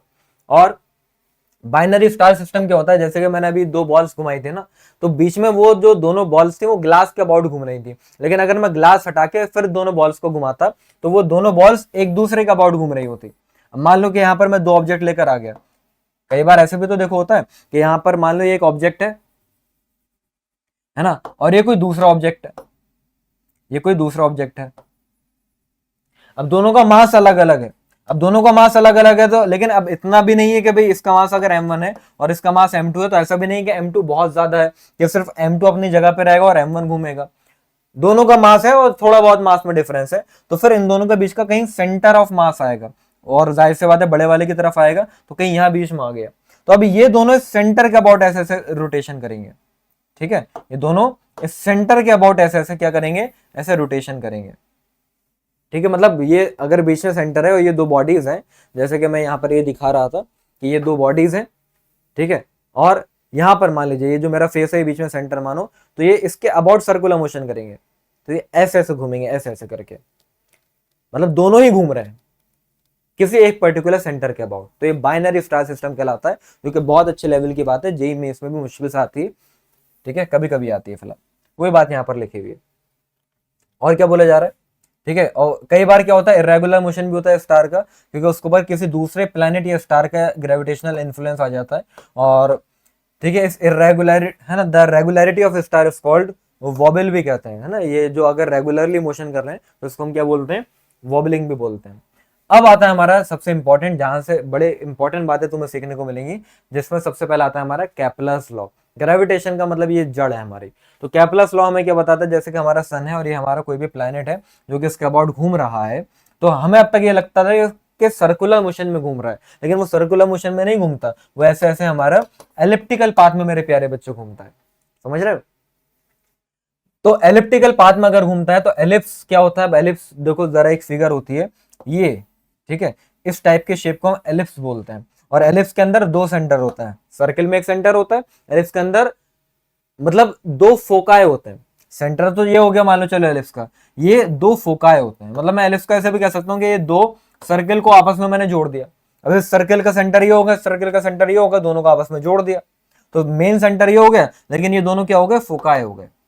तो कहा यह जाता है according to first law of Kepler's कि हमारा एलिप्स के एक फोकस पे सन रखा हुआ होता है, और एलिप्टिकल पाथ में हमारी अर्थ जो है वो सन के अराउंड चक्कर इस टाइप से ऐसे लगा रही होती है। ठीक है, एलिप्टिकल पाथ में, ना कि सर्कुलर पाथ में। केपलर का सेकंड लॉ क्या है, केपलर का सेकंड लॉ ये है कि अब अगर ये एलिप्टिकल पाथ में हमारा जो प्लैनेट है वो चक्कर अगर लगा ही रहा है, तो सन, मान लो पहले अर्थ हमारी यहां पर थी, अब यहां से चल के वो यहां चली गई, तो अगर मैंने एक लाइन ऐसे बनाई जो अर्थ और सन को जोड़ रही है, तो ये लाइन कितना एरिया कवर कर रही है, तो ये इतना एरिया कवर करा, तो कहा जाता है कि ये इक्वल टाइम में इक्वल एरिया कवर करेगा। मतलब अगर मैं आपसे कह रहा हूं कि यहां से यहां तक पहुंचने में मुझे लगे हैं 10 दिन, ठीक है, अर्थ को यहां से यहां तक पहुंचने में, ए से बी तक पहुंचने में कितना टाइम लगा है, 10 दिन लगे, और यहाँ का एरिया कुछ आ रहा होगा, मान लो यहाँ का एरिया क्या आ रहा है, ए एरिया आ रहा है। तो अब अगर मैं यहां की बात कर रहा हूं, अब यहां से अगर यहां से सी से डी की बात करता हूं, सी से डी की बात करता हूं, तो यहां पर देखो, यहां पर ज्यादा डिस्टेंस कवर होगा, यहां पर थोड़ा सा डिस्टेंस कवर हुआ। मैं केपलर का सेकंड लॉ समझा रहा हूं, वो क्या कहता है कि इक्वल टाइम में इक्वल एरिया कवर करेगा। तो सी से डी तक भी अगर आने में 10 डेज लग रहे हैं मेरे प्यारे बच्चे, तो 10 डेज अगर लग रहे हैं, तो यहां पर जितना गैप यहां पर कवर हुआ, अगर यहां पर इतना गैप कवर करूंगा तो उतना एरिया कब आएगा, क्योंकि यहां की रेडियस छोटी है, तो यहां पर ज्यादा एरिया स्वेप्ट करना पड़ेगा, मतलब ज्यादा चलना पड़ेगा, एक्चुअल में एरिया स्वेप्ट नहीं, ज्यादा चलना पड़ेगा।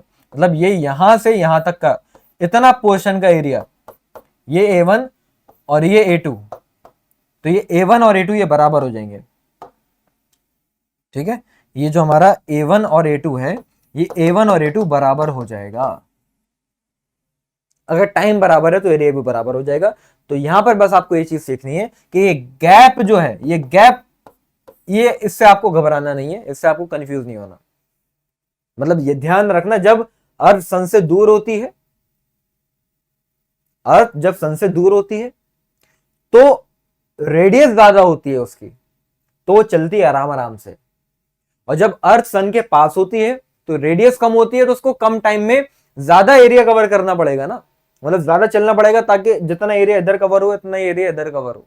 तो ये दोनों एरिया बराबर करने के लिए जब अर्थ सन के पास होती है तो ज्यादा वेलोसिटी से चलती है। समझ में आई बात? जब अर्थ सन से दूर होगी तो हल्के हल्के चलेगी, जब पास होगी तो ज्यादा ज्यादा चलेगी, क्योंकि जब दूर थी तो थोड़ा सा चलने पे पर भी ज्यादा एरिया आ रहा था, और जब पास है तो उतने एरिया कवर करने के लिए उसको ज्यादा डिस्टेंस चलना पड़ेगा, ताकि एरिया सेम रहे। मतलब एरियल वेलोसिटी कांस्टेंट होती है, इसको हम ऐसे भी लिखते हैं कि dA/dt है, या फिर change in area upon change in time, ये हमारा कांस्टेंट होता है।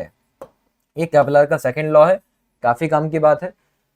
थर्ड लॉ सबसे ज्यादा इंपॉर्टेंट है, सबसे ज्यादा क्वेश्चन जो पूछे गए हैं वो थर्ड लॉ से ही पूछे जाते हैं। तो केपलर का थर्ड लॉ और अच्छे से समझ लेना, बड़ा सिंपल है। वो ये कहता है के लॉ ऑफ पीरियड भी इसको हम बोलते हैं, कि अगर हमारा कोई भी प्लैनेट सन के अराउंड अगर घूम रहा है, ठीक है, तो अब ये जो चक्कर लगाएगा, ये जो इसका चक्कर लगाएगा, तो एक कंप्लीट ऑसिलेशन में जो समय लगता है उसको आप टाइम पीरियड बोलते हो। तो ये थर्ड लॉ हमसे ये बोलता है कि टाइम पीरियड का जो स्क्वायर आता है वो प्लैनेट के रेडियस के क्यूब के डायरेक्टली प्रोपोर्शनल होता है। क्या बोला मैंने? टाइम पीरियड का जो स्क्वायर आता है वो रेडियस के क्यूब के क्या होता है? डायरेक्टली प्रोपोर्शनल होता है। ठीक है, तो ये हमारा ये लॉ आता है। एक्चुअल में ये पूरा सॉल्व कर आके आएगा जब 12th क्लास में आएगा, सॉरी 11th में जब तुम आओगे तो ये सारी बातें मैं पढ़ाऊंगा। एक्चुअल में प्रोपोर्शनैलिटी का साइन नहीं होता, यहाँ पर कांस्टेंट आता है, वो क्या होता है 2π/√gm और ये r की पावर 3/2, ये ऐसे करके कुछ आता है। ठीक है, ये सारी चीजें क्योंकि कांस्टेंट होती है तो हम यहाँ से हम कांस्टेंट हटा के प्रोपोर्शनैलिटी का साइन ले आते हैं, इतनी सी बात है। ठीक है, ये बात यहाँ पर है, देखो ये लिखा हुआ है बस। तो पहला लॉ मैंने आपको बता दिया, लॉ ऑफ ऑर्बिट भी कहते हैं, जिसमें हमारा जो ऑसिलेशन हो रहा है वो एलिप्टिकल पाथ में होता है प्लैनेट्स का सन के अराउंड। दूसरा लॉ क्या है? एरिया हमारा कांस्टेंट रहेगा, इक्वल टाइम में इक्वल एरिया कवर करेगा। और तीसरा लॉ हमारा क्या है? टाइम पीरियड का स्क्वायर रेडियस के क्यूब के डायरेक्टली प्रोपोर्शनल होता है। और जरा इसके ऊपर एक दो क्वेश्चन कर लेते हैं। क्या कहा जा रहा है? अगर सैटेलाइट अर्थ के अराउंड घूम रही है, ठीक है, जो satellite is orbiting around the earth is 9 times closer to the earth than the moon. मतलब ये अगर मेरी अर्थ है तो यहां पर ये मून है, ये चांद है तुम्हारा, ये आपकी अर्थ है, और वो जो सैटेलाइट घूम रही है ना वो यहां पर है। मतलब अगर मून का डिस्टेंस अर्थ से r है तो सैटेलाइट का जो डिस्टेंस है वो अर्थ से r/9 हो जाएगा। ठीक है, 9 टाइम्स क्लोजर है क्योंकि। और मून को एक चक्कर लगाने में अर्थ का जो टाइम लगता है, मून के लिए मेरे प्यारे बच्चों जो टाइम लगता है वो 24 घंटे लगते हैं, सॉरी, अच्छा वैसा वाला टाइम पीरियड कह रहे हैं, वो 27 डेज है, सॉरी। ठीक है, 27 डेज अगर मून का पूरा टाइम पीरियड है। और मून की रेडियस क्या है मेरे प्यारे बच्चों? मून की रेडियस इज r। अच्छा, सैटेलाइट का टाइम पीरियड क्या है ये आई थिंक मुझे निकालना है, और सैटेलाइट की रेडियस क्या है? तो वो r/9 है। बस खत्म हो गया क्वेश्चन, ये देख लिया आपने। बस सिंपल वही फॉर्मूला बनाऊं। रिलेशन क्या है थर्ड लॉ से? टाइम पीरियड का स्क्वायर रेडियस के क्यूब के प्रोपोर्शनल। मतलब मून नहीं, चलो ऊपर सैटेलाइट रख देते हैं, तो सैटेलाइट का टाइम पीरियड ऊपर, मून का टाइम पीरियड नीचे, इसका square will be equals to, जब रेशो होता है तो हम इक्वल लगा सकते हैं। तो यहां पर क्या आ जाएगा? सैटेलाइट की रेडियस, और यहां पर आ जाएगी हमारी सैटेलाइट, सॉरी, मून की रेडियस और इसका क्यूब। तो यहां से अगर मैं स्क्वायर हटाऊं तो उधर पावर 3/2 भी तो हो जाएगी। तो ये TS/TM मेरे प्यारे बच्चों क्या आ रहा है? तो सैटेलाइट की रेडियस इज r/9, तो ये r/9 डिवाइडेड बाय r, तो r से r कट जाएगा तो 1/9, और ये पावर हो जाएगी 3/2। मतलब 1/9 की पावर 3/2, तो 1/9 की पावर 3/2 का मतलब ये 1/3 का क्यूब, तो ये 1/27 आ रहा है यार। क्या आ रहा है? 1/27 आ रहा है। तो अगर मुझे TS निकालना है तो TM उधर जाएगा, तो कहानी खत्म हो गई यार। तो ये TS is equals to TM और 1 क्या आ रहा था? 1/27। तो ये मून का भी 27 ही था, तो 27 इंटू 1/27 करके ये 1 डे आ गया। ये तो पूरी कैलकुलेशन मैंने करा के दिखाया, इसलिए थोड़ा सा लंबा लग रहा है तो सिंपल सा क्वेश्चन ना। और देखो ये इसी साल 2025 में आया हुआ क्वेश्चन है। ठीक है, option D is the correct answer. बात समझ में आ रही है? और कुछ और ऐसे क्वेश्चन कराता हूँ, बाकी आपको होमवर्क में दे देता हूँ। अब सेम वही क्वेश्चन है, बस ये मैं समझा देता हूँ, कर तुम लेना। कि एक सैटेलाइट जो है वो प्लैनेट के अराउंड घूम रही है इन ए स्टेशनरी ऑर्बिट, जिसका टाइम पीरियड 6 है। फिर वही बात, सैटेलाइट का टाइम पीरियड है क्या? 6 घंटा। और कहा क्या जा रहा है? अच्छा, यहाँ पर देखो मास वाली बात आ गई। Mass of planet is 1/4 of the mass of the अर्थ। ये थोड़ा सा टफ क्वेश्चन हो जाएगा अभी तुम्हारे लिए, चलो बता देता हूं। Mass of planet is 1/4 of the mass of the अर्थ। तो वो प्लैनेट का जो मास है वो अर्थ के मास का 1/4 है। ये क्वेश्चन में दे दिया।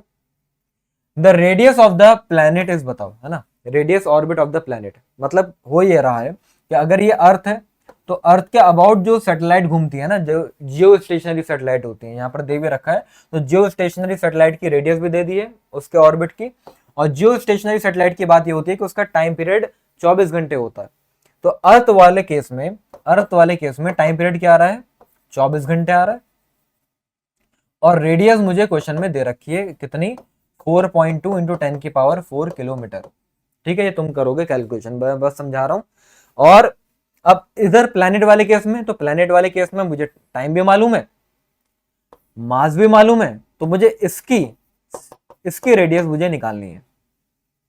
तो इसके लिए अब देखो फॉर्मूला कौन सा यूज होगा। मैंने भी आपको बताया था टाइम पीरियड का असली फॉर्मूला जो आता है वो 2π/√gm r⁵ आता है। तो यहां पर देखो मास भी अलग अलग है, यहां पर अर्थ है और यहां पर कोई प्लेनेट है, तो मास को भी मुझे कंसिडर करना पड़ेगा, सिर्फ खाली रेडियस से काम नहीं चलेगा। मैंने पहले बताया, अच्छा क्वेश्चन है, समझ में आया तो बढ़िया, वरना स्किप कर देना ऐसे। तो यहां से अगर आप देखते हो तो टाइम पीरियड मेरा प्रोपोर्शनल आ रहा है किसके, r⁵ डिवाइडेड बाय √m के।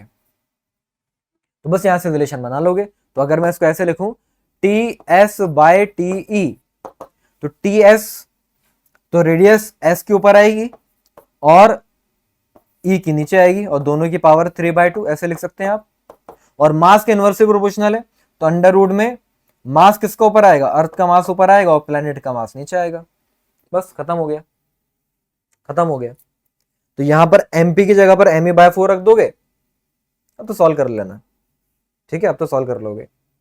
ठीक है, यहां से आप सॉल्व करके निकालना क्या है आपको, यहां से आपको सॉल्व करके RS निकालना है बच्चों, रेडियस ऑफ सैटेलाइट, वो आ जाएगी। ठीक है, वो ऑप्शन डी आता है, कैलकुलेशन कर लेना, मैं एक बार सॉल्यूशन दिखा देता हूं।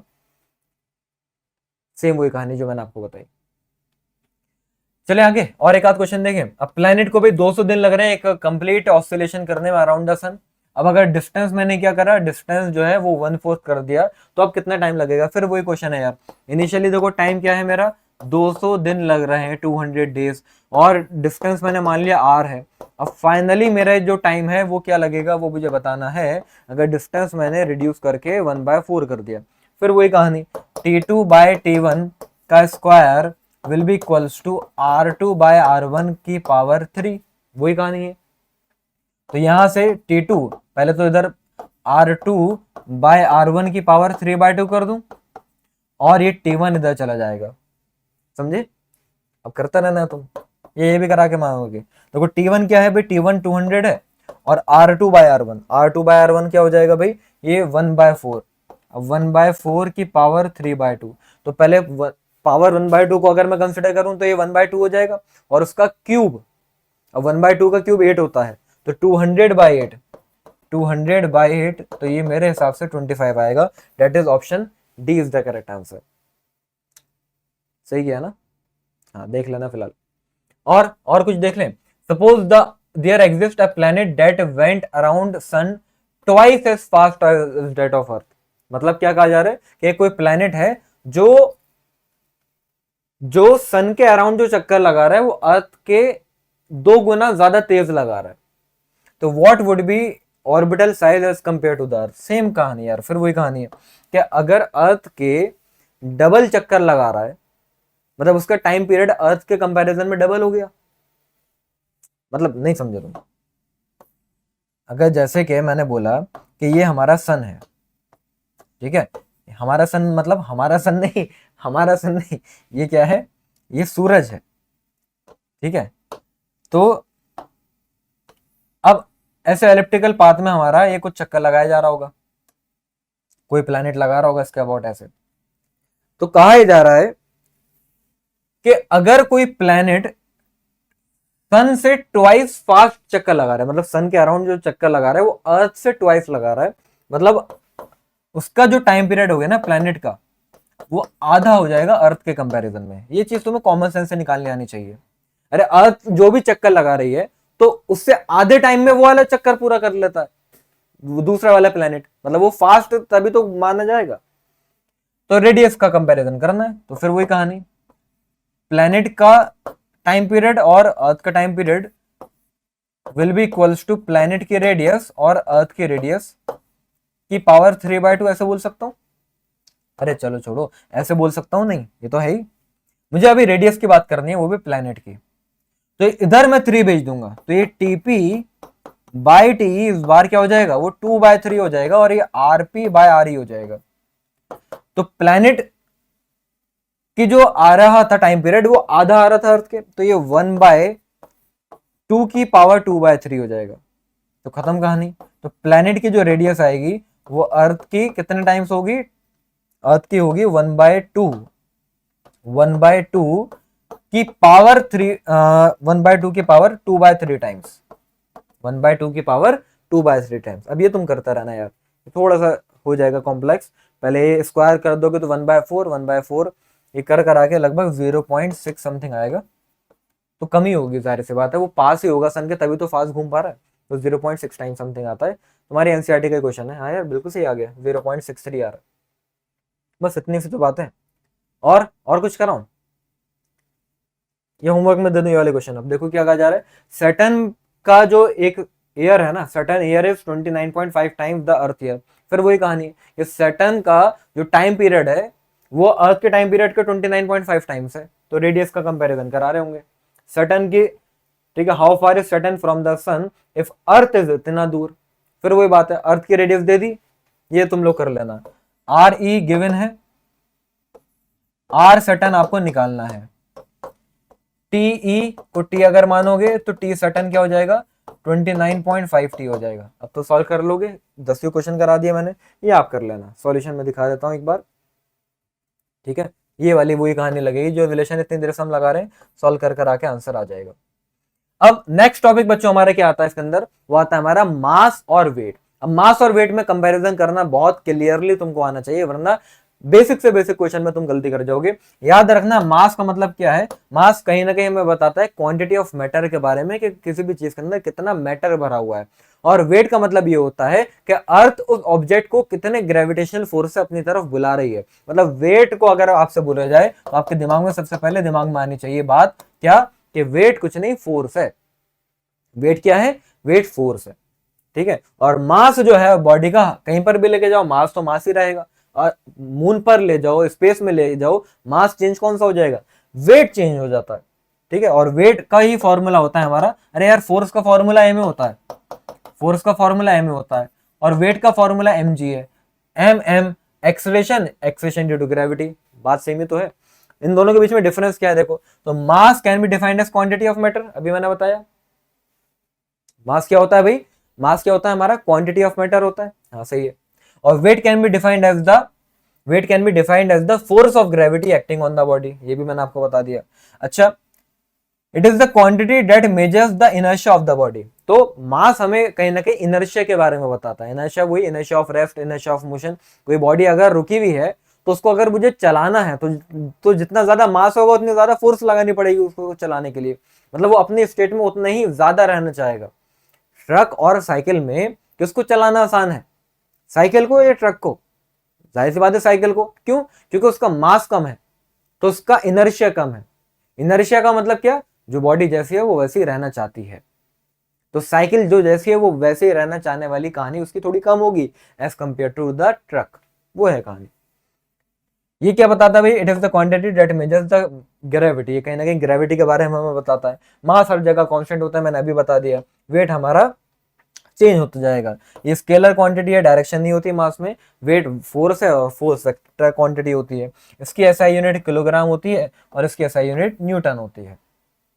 ठीक है, तो फ्री फॉल हो जाए तो फ्री फॉल में क्या होता है, हमारा ऑब्जेक्ट जो है अगर वो अर्थ के इन्फ्लुएंस में ग्रेविटेशनल फोर्स से लगातार आप उसको गिरने दो, जैसे कि मैंने इसको गिरने दिया, तो इसको हम क्या बोलते हैं, इसको हम बोलते हैं भैया फ्री फॉल। तो वो वाली कहानी है। तो फ्री फॉल में क्या होता है, सिर्फ ग्रेविटी बॉडी के ऊपर लग रही होती है। जितने भी हमारी इक्वेशंस ऑफ मोशन है वो हमने सब ऑलरेडी पढ़ चुके हैं। ठीक है, ये मैं थोड़ा सा बता देता हूँ। जैसे कि मैंने अभी आपको बताया कि फोर्स का फॉर्मूला एम ए होता है, और अभी ग्रेविटेशनल फोर्स का फॉर्मूला जी कैपिटल एम, है ना। या फिर जैसे मैं बात करूं, ये अगर हमारी अर्थ है तो अर्थ का मास एम ही, और जो ऑब्जेक्ट गिर रहा है फ्री फॉल में उसका मास स्मॉल एम। तो दोनों के बीच में लगने वाली ग्रेविटेशनल फोर्स क्या हो जाएगी, जी अर्थ का मास इंटू ऑब्जेक्ट का मास डिवाइडेड बाय डिस्टेंस का स्क्वायर। ठीक है, या फिर अभी ये अर्थ से बहुत ज्यादा ऊपर नहीं है तो लगभग अर्थ की रेडियस का स्क्वायर कह सकता हूं डिस्टेंस। तो यहां से अब देखो जो मेरी ग्रेविटेशनल फोर्स आ रही है मेरे प्यारे बच्चों, वो क्या आ रही है, देखो अगर मैंने इसको m को अलग कर लिया तो ये m into G M E by are square हो जाएगा। और अगर आप इसको देखो मेरे प्यारे बच्चों, इसको अच्छे से अगर कंपेयर करो तो क्या देख रहे हो, यहां पर भी m यहां पर भी m, तो एक्सेलरेशन क्या आ रहा है, G M E by are square. तो ये मैंने पूरी डेरिवेशन आपको इसलिए कराई ताकि आपको याद रहे कि ये जो एक्सेलरेशन आ रहा है वो एक्सेलरेशन को हम एक्सेलरेशन ड्यू टू ग्रेविटी भी कहते हैं, जिसको स्मॉल जी से डिनोट करा जाता है। और उसका फॉर्मूला क्या होता है, capital G universal gravitational constant into mass of earth upon distance का स्क्वायर, या फिर अर्थ की रेडियस का स्क्वायर। ठीक है, तो ये G M by are square होता है। तो एक्सेशन ड्यू टू ग्रेविटी हमारा, और ये सब सॉल्व कर करा के हमारी ये जो वैल्यू आती है, क्योंकि जी भी मालूम है, अर्थ का मास भी हमें मालूम होगा, रेडियस भी मालूम होगी, तो वो सॉल्व कर करा के 9.8 मीटर पर सेकंड स्क्वायर आती है। जी की वैल्यू को आप पॉजिटिव लेते हो अगर ऑब्जेक्ट उस डायरेक्शन में मूव कर रहा हो जिस डायरेक्शन में एक्सेलरेशन ड्यू टू ग्रेविटी होता है, जो कि अर्थ के सेंटर की तरफ है। तो अगर मैंने ऑब्जेक्ट को देखो नीचे की तरफ फेंका तो एक्सेलरेशन ड्यू टू ग्रेविटी भी नीचे की तरफ है और मोशन भी नीचे की तरफ है, तो डायरेक्शन सेम है, तो हम साइन उसका पॉजिटिव लेते हैं। लेकिन अगर मैंने ऑब्जेक्ट को ऊपर फेंका है, तो जब मैंने ऊपर फेंका उसको तो एक्सेलरेशन ड्यू टू ग्रेविटी नीचे और मोशन ऊपर हो रहा है, तो उस केस में हमारा जी नेगेटिव आता है। अच्छा, एक्सेलरेशन ड्यू टू ग्रेविटी में अब आप डिटेल में आगे जाके ये भी पढ़ोगे कि वेरिएशन भी आता है, चेंज भी होता है, क्योंकि एक्चुअल में जो हमारी अर्थ है वो पूरा का पूरा एक कंप्लीट या फिर परफेक्ट स्फीयर नहीं है, वो थोड़ा सा दबा हुआ है इस टाइप से, ओवल शेप का कहते हैं ना। तो अर्थ का शेप ऐसा नहीं है जैसा आपको व्हाइट लाइन से दिख रहा है, अर्थ का शेप कुछ इस तरह सा है। ठीक है, उस इस तरह से। तो इसकी वजह से होता क्या है, होता यह है कि जो पोल के अबाउट जो हमारी रेडियस है वो कम आती है और इक्वेटर के अबाउट रेडियस ज्यादा आती है। और अभी मैंने जी का फॉर्मूला क्या बताया, G mass of earth divided by radius का स्क्वायर। तो अगर इक्वेटर के अबाउट की मैं बात करता हूं तो इक्वेटर की रेडियस ज्यादा है पोल के कंपैरिजन में, तो रेडियस अगर ज्यादा होगा तो जी कम हो जाएगा, तो इक्वेटर पर हमारा एक्सेलरेशन ड्यू टू ग्रेविटी कम आएगा और हमारा पोल पर ज्यादा आता है। तो ये आपको ध्यान रखना है कि जैसे आप इक्वेटर से पोल पर जाओगे तो आपका वेट कम हो जाएगा, क्योंकि जी की वैल्यू कम हो रही है। और वेट का फॉर्मूला क्या होता है हमारा, एम जी होता है। बस ये बात है। और भी बहुत सारे रीजन होते हैं हमारे एक्सेलरेशन ड्यू टू ग्रेविटी में चेंज आने के, कि अर्थ का घूमना, देखो अर्थ का ये जो रोटेशन हो रहा है, अर्थ अपने एक्सिस पर रहकर घूमती भी तो है। तो अब अगर कोई चीज पोल पर आके खड़ी हो जाएगी तो उसको इतना ज्यादा इन्फ्लुएंस रोटेशन का महसूस नहीं होगा, क्योंकि उसकी रेडियस लगभग ना के बराबर है इस एक्सिस ऑफ रोटेशन के अबाउट। लेकिन अगर इक्वेटर पे कोई ऑब्जेक्ट है तो भाई जितना ज्यादा दूर कोई चीज आप पकड़ के ऐसे घुमाते हो, है ना, किसी भी चीज को जितना ज्यादा रेडियस से पकड़ के घुमाते हो तो उतना ज्यादा उसके ऊपर सेंट्रीफ्यूगल फोर्स आती है। तो इस वजह से भी हमारा रोटेशन की वजह से भी एक्सेलरेशन ड्यू टू ग्रेविटी में चेंज आता है, जो कि आप आगे जाके पढ़ोगे। ये मैंने सारी बात आपको बता दी। देख लो भाई, earth is an approximate sphere, हाँ अप्रोक्सीमेट स्फीयर हम कह सकते हैं। तो अगर if the interior contain matter which is not same as density everywhere, तो अगर हम ये माने कि अर्थ की जो डेंसिटी है वो यूनिफॉर्मली डिस्ट्रीब्यूटेड नहीं है, मतलब कहीं पर डेंसिटी ज्यादा है कहीं पर कम है, अगर ऐसा है तो हम क्या कह सकते हैं, then on the surface of the earth acceleration due to gravity क्या रहेगी। तो अगर ये हम अर्थ लेकर आए और इसकी यूनिफॉर्म डेंसिटी नहीं है, मतलब कहीं पर मास ज्यादा कहीं पर कम, तो सरफेस पर आप क्या कह सकते हो, सरफेस पर आप क्या कह सकते हो कि जो एक्सेलरेशन ड्यू टू ग्रेविटी है वो टुवर्ड्स द सेंटर होगा और हर तरफ सेम नहीं होगा। नहीं यार, अब देखो, अब क्योंकि मास डिस्ट्रीब्यूशन ही सेम नहीं है हर तरफ, तो मैं कैसे मान सकता हूं कि इसका सेंटर ऑफ ग्रेविटी सेंटर पे होगा, वो कहीं और भी हो सकता है। तो पहली वाली बात गलत हो जाएगी, क्योंकि ये क्या कह रहे हैं, सेंटर की तरफ लगेगा, तो सेंटर की तरफ अब नहीं लगेगा। वैसे हम दिखाते सेंटर की तरफ ही मान लेते हैं ऐसा। अच्छा, will have the same value everywhere but not directed towards the centre, हर तरफ सेम वैल्यू होगी बस सेंटर की तरफ नहीं होगी। तो ये भी बात थोड़ी बहुत सही है, देख लेते हैं और आगे। Will be same everywhere in magnitude and directed towards the centre, can not be zero at any point. देखो सारी बातें अगर मैं बी वाले को अगर ट्रिक कर देता हूं तो उसका मतलब ये हो गया कि एक्सेलरेशन ड्यू टू ग्रेविटी की वैल्यू हर जगह सेम है, मतलब इक्वेटर पर भी सेम होगी और, ठीक है, इक्वेटर पर भी सेम होगी और पोल पर भी सेम होगी। ठीक है, तो ऐसा तो नहीं है, इक्वेटर पे ज्यादा होती है पोल पर कम होती है, तो इसलिए ये बात गलत मुझे करनी पड़ेगी। विल बी सेम एवरीवेयर, फिर वही बात है, ये भी बात मुझे गलत करनी पड़ेगी। तो बचा क्या मेरे पास, ऑप्शन डी बचा, क्या है, can not be zero at any point. हाँ जाहिर सी बात है, सरफेस पर कहीं पर भी तुम चले जाओ जीरो तो एटलीस्ट नहीं होगी, इस बात में कोई भी शक वाली बात नहीं है। ठीक है भाई, आगे बढ़े और देख लो एक आध question. Acceleration due to gravity on the surface of the earth अगर जी है और अगर अर्थ की डायमीटर हमने क्या करी, अगर हमने अर्थ की डायमीटर रिड्यूस कर दी आधी, तो अब एक्सेशन ड्यू टू ग्रेविटी क्या हो जाएगा। ये भी जेई मेंस में आया हुआ क्वेश्चन है। सिंपल सी बात है, जी का फॉर्मूला जी एम बाय अर्थ की रेडियस का स्क्वायर है। अरे डायमीटर आधी करने का मतलब क्या हो गया, रेडियस भी आधी कर दी, रेडियस भी आधी कर दी। तो अब जो जी डैश आएगा, फिर वही बात है, मैं ऐसे भी तो कह सकता हूँ जी रेडियस के स्क्वायर के इनवर्स से प्रोपोर्शनल है।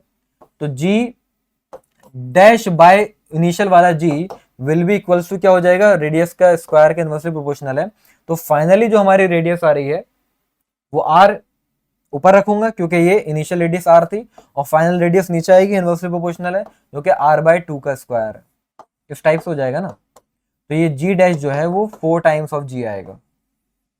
Option D is the correct answer. Common sense से भी कह सकते हो कि अगर ये 2 गुना कम होगा तो ये स्क्वायर है तो ये 4 गुना बढ़ जाएगा। तो 4g तो वैसे भी आना ही था, इतनी सी बात थी बस।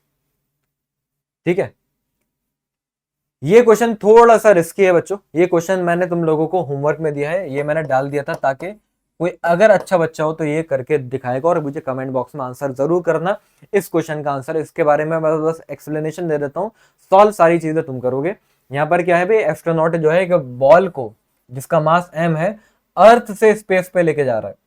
ठीक है, he throws the ball into a circular orbit at an altitude, इतनी हाइट पर। तो अर्थ पर था तो अर्थ पर उसके अंदर कुछ पोटेंशियल एनर्जी होगी, और वहां से वो स्पेस पे लेकर गया, और स्पेस पर इतनी हाइट पे जाके उसने उसको फेंक दिया सर्कुलर ऑर्बिट में। मतलब उसने रोटेशन शुरू कर दिया, रिवॉल्यूशन अर्थ के अबाउट लगाना शुरू कर दिया होगा। तो उसकी मैकेनिकल एनर्जी में कितना चेंज आया है ये तुम खुद से करके दिखाओगे। ये अच्छे लेवल का क्वेश्चन है, ये मैं आपको तब करा पाऊंगा जब आपको मैंने पूरा का पूरा 11 क्लास वाला ग्रेविटेशन का चैप्टर पढ़ा दिया होगा, ऑर्बिटल वेलोसिटी वगैरह सब पढ़ा दिया होगा, जो कि अभी हमने नहीं कवर किया। लेकिन फिर भी आप देखो, हर जेईई मेंस का आया हुआ क्वेश्चन मैंने तुम्हें सॉल्व तब भी कराई दिया, इसको छोड़ के। अगर आप चाहो अपने सेल्फ एनालिसिस के लिए कि भाई तुम्हारे अंदर इतना दम है या नहीं है कि तुम इस क्वेश्चन को कर पाओ, तो ये तुम ट्राई करना, गूगल की हेल्प ले लेना, वैसे सॉल्यूशन इसमें दे रखा है। अगर हो पाए तो बताना आंसर क्या आ रहा है। ठीक है, चलो बच्चों बस आज के लिए इतना बहुत है। तो स्टे क्यूरियस, है ना, नई नई फिजिक्स के अंदर चीजें एक्सप्लोर करते रहो। फिजिक्स बहुत बड़ा समुंदर है, जितना तुम इसके अंदर गहराई में जाओगे उतनी ज्यादा खूबसूरती तुम्हें इसकी नजर आएगी। और मैं पूरी की पूरी कोशिश करूंगा कि पूरे 11th क्लास और 12th क्लास का हर एक चैप्टर तुम्हें इस तरह से डिटेल में जाके पढ़ाऊं, और गहराइयों में उतर के पढ़े, मजा भी आएगा, फन भी करेंगे, लेकिन चीजों को सीखेंगे भी। ठीक है, तो कोई भी डाउट हो अगर इस सेशन से रिलेटेड तो do let me know in the comment box. Possible होगा तो मैं जरूर रिप्लाई करूंगा और तुम्हारे कमेंट में तुम्हारा डाउट जरूर सॉल्व करूंगा। ठीक है, तो भाई चैनल को सब्सक्राइब करें। सेशन कैसा रहा जरूर एक अपना जेन्युइन फीडबैक देकर जाना। फिर मैं आपको बता रहा हूँ कि एचपी गुरुकुल के अंदर अगर आप आ जाते हो तो ये सारी चीज़ों की हेल्प आपको मिलेगी, है ना। वेदांतु लर्निंग सेंटर के बारे में तुम्हें जानना है, you can check out in the description box. तो मिलते हैं बच्चों इसी टाइप के किसी और सेशन में कभी और। जब तक के लिए tata bye bye, see you and जय हिंद।